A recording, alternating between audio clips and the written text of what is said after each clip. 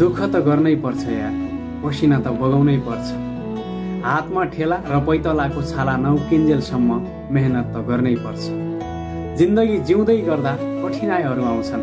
समय र परिस्थिति सँगसँगै बाध्यता र आवश्यकताहरू पनि आउँछन्। बेला बेलामा जिन्दगीले रुवाइरहन्छ, दुःख दिइरहन्छ। भनिन्छ नि, आँखाबाट आँसु नबगाएसम्म प्याज त काटिँदैन भने। यो त एउटा जिन्दगी हो। बेला बेलामा दुःख नपाएसम्म, कठिनाइ नझेलेसम्म, बाध्यता र आवश्यकताको सामना नगरेसम्म यति सजिलै जिन्दगी कसरी कट्न सक्छ? भोलि सफलता पाउनु छ भने त्यो सफलताका लागि आज परित्याग त गर्नै पर्छ। सफलता त्यति सजिलै र कठिनाइ नभोगेसम्म कसैलाई पनि मिलेको छैन।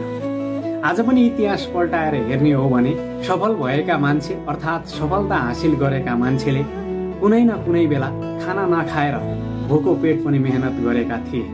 घाम, असिना, पसिना केही पनि नभनेर